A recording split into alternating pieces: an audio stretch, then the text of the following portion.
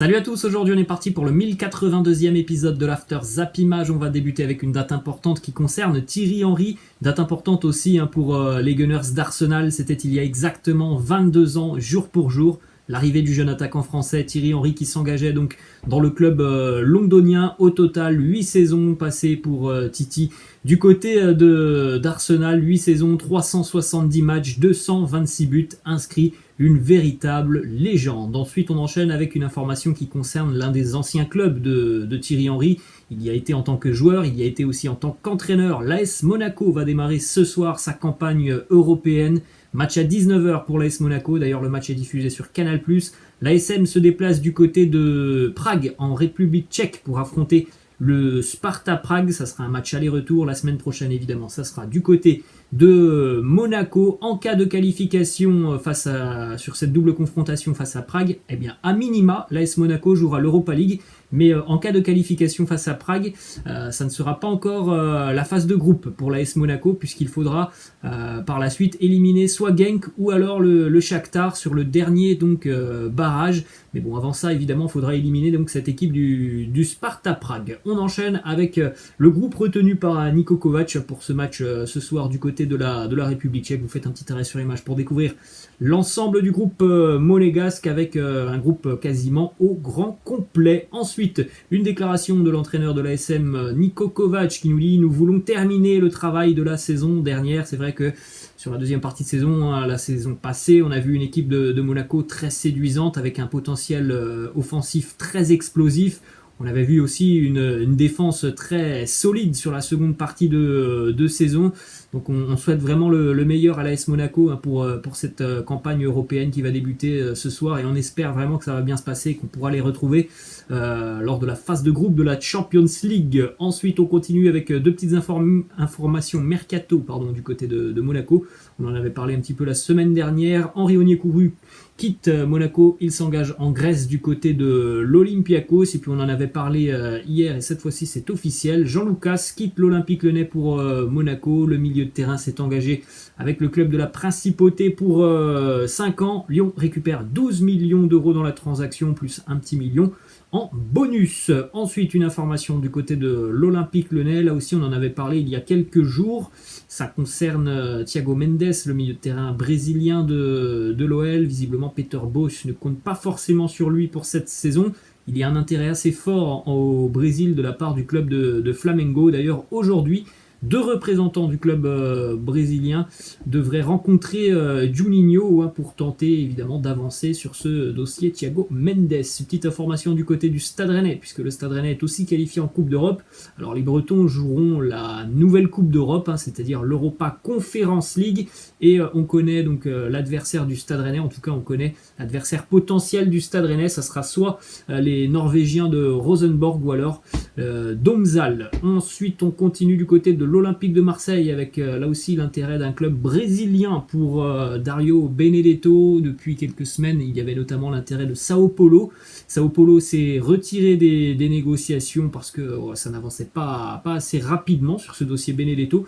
Il y a l'Atlético Mineiro cette fois-ci qui se montre intéressé par Dario Benedetto. Information aussi qui concerne Nikola Maximovic, le joueur du Napoli, puisque l'Olympique de Marseille serait tombé d'accord avec le joueur. Cependant, pour le moment, du côté de l'OM, on attend d'alléger un petit peu la masse salariale, c'est-à-dire de vendre et de se séparer de certains joueurs afin d'officialiser l'arrivée du Serbe Nikola Maximovic. Ensuite, on continue avec une information qui concerne Daniel Vass. On sait que l'OM est intéressé, on sait qu'il y a des négociations entre Marseille et Valence.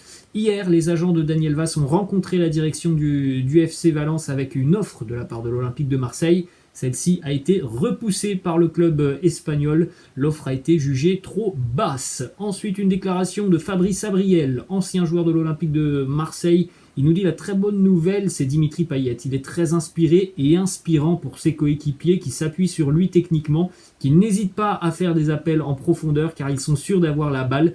L'animation offensive, il gagne. On en a parlé, je crois que c'était hier, quand on en a parlé. On voit un Dimitri Payet très à l'aise sur les matchs de préparation de l'Olympique de Marseille, très impliqué, très juste techniquement. Donc c'est plutôt une très bonne nouvelle du côté de l'OM quand on sait que voilà, sur les 2 dernières années. Surtout lui, hein, c'est surtout de lui que venait le danger sur les matchs de l'OM. Et là, franchement, on le voit très affûté, donc c'est plutôt une bonne nouvelle dans le projet de jeu de Sampaoli. Direction Paris maintenant. Petite information qui concerne Thilo Kehrer, dont on a parlé hier. Le Paris Saint-Germain serait ouvert à un départ de Thilo Kehrer, mais pour le moment, il y a pas mal d'obstacles, notamment du côté de l'Allemagne. Il y a pas mal de clubs allemands qui sont intéressés, mais les obstacles, c'est déjà le prix qui est demandé par le Paris Saint-Germain et le salaire du défenseur, évidemment. Ça pose problème à certains clubs allemands. Entre autres, notamment, il y a des intérêts du Bayer Leverkusen, de l'Eintracht Francfort, de Wolfsburg, de Gladbach, mais aussi du Bayern Munich, même si pour le moment, c'est le Bayer Leverkusen qui est le plus avancé sur ce dossier. Ensuite, on a une petite information qui concerne Mauro Icardi, puisque Mauro Icardi souhaite continuer du côté du Paris Saint-Germain. Il a laissé passer un petit message sur ses réseaux sociaux en annonçant cette saison, la prochaine et encore la prochaine. Cela ne fait pas de doute en parlant de son avenir au Paris Saint-Germain, alors que depuis quelques mois maintenant, beaucoup de rumeurs entoure l'avenir de Icardi et surtout pourrait le renvoyer du côté de l'Italie où il y a des pistes assez chaudes. Ensuite, direction la Ligue 2. Petit résultat hier en Ligue 2. C'était le dernier match de cette deuxième journée et une victoire nette et sans bavure pour la JOCR qui s'impose 3-0 face à Grenoble. Les buteurs Mathias Autrey, Gauthier 1 et Hamza Saki. Il y a beaucoup de qualité dans cette équipe de la JA. On l'avait déjà vu l'année dernière. Une équipe très offensive qui propose beaucoup de jeux. Donc c'est un bon début de saison pour la JOCR, 6 points en 2 matchs en ce qui concerne le Grenoble. Un début de saison catastrophique pour les Grenoblois.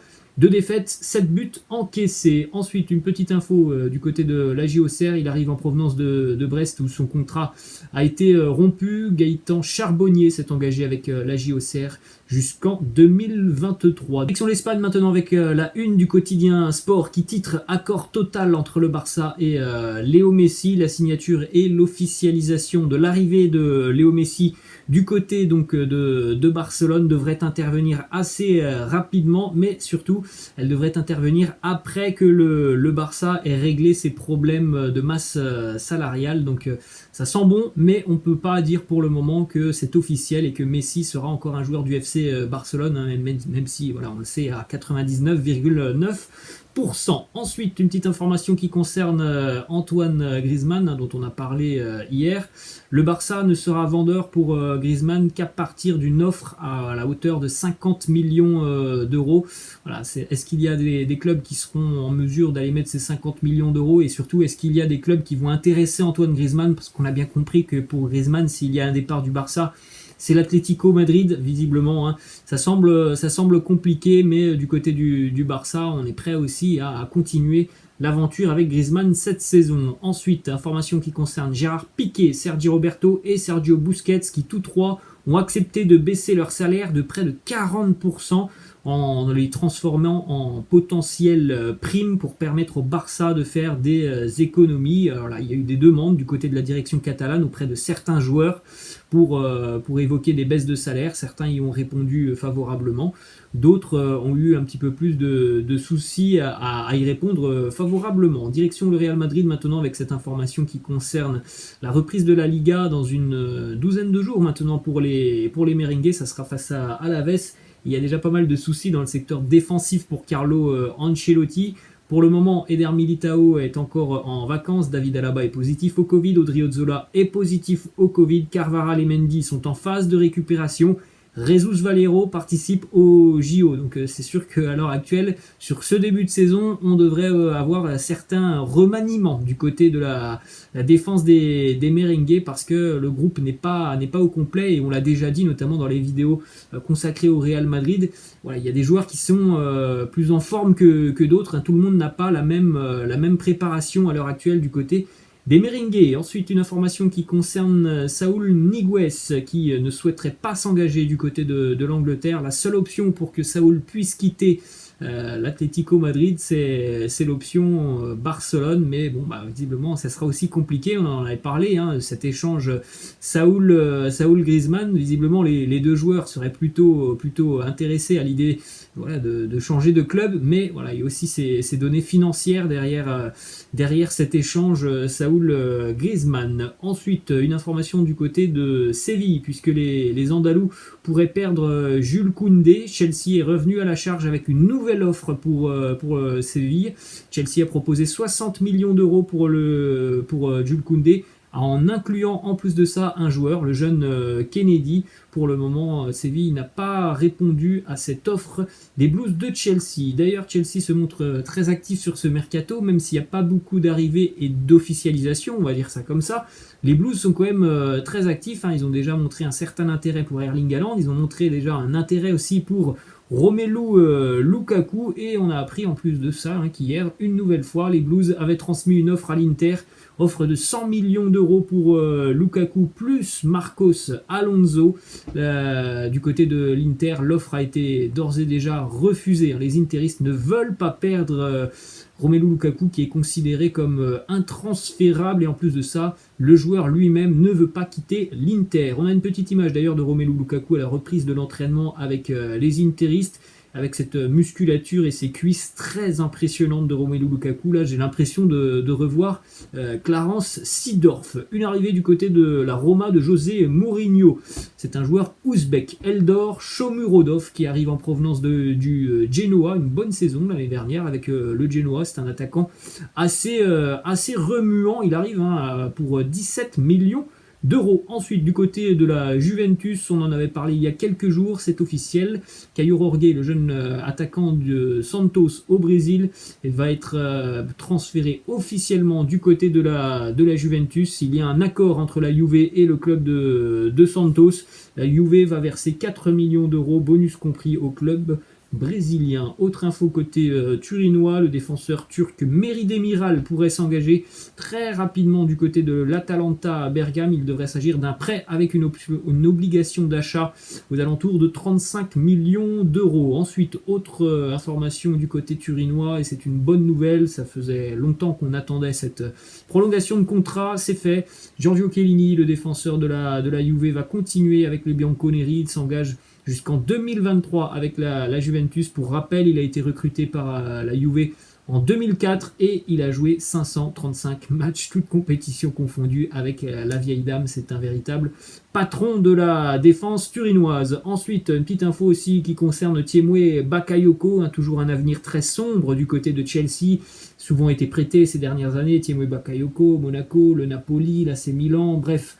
C'est un joueur qui n'a pas forcément d'avenir du côté de Chelsea, et la Juventus se montre intéressée par un prêt de Tiemoué Bakayoko. On poursuit du côté de l'Allemagne avec une information qui concerne Joshua Zirkzee, le jeune joueur du Bayern Munich qui a déjà été prêté la saison passée du côté de Parme. Bon, ça n'a pas été un prêt très bénéfique. Il devrait cette fois-ci être prêté, là encore une fois, ça sera sans option d'achat.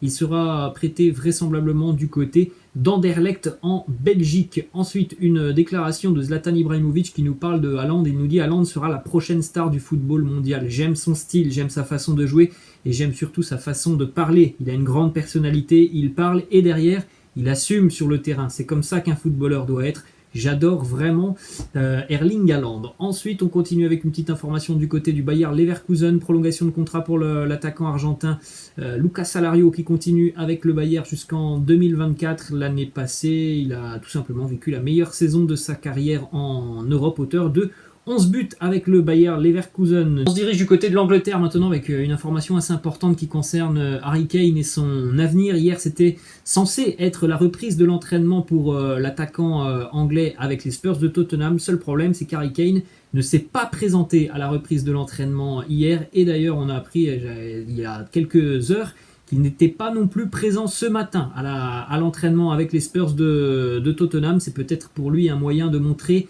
qu'il n'a pas forcément envie de continuer avec les Spurs de Tottenham. Le club va d'ores et déjà lui infliger une amende, et le club se dit aussi très déçu par le comportement de sa star. Donc affaire à suivre. Harry Kane pourrait peut-être forcer son départ des Spurs de Tottenham. Ensuite, on va enchaîner les amis avec une petite information qui concerne le tournoi féminin des JO. On connaît l'affiche de la finale, on connaît donc aussi l'affiche du match pour la 3e place. En finale, on retrouvera la Suède face au Canada.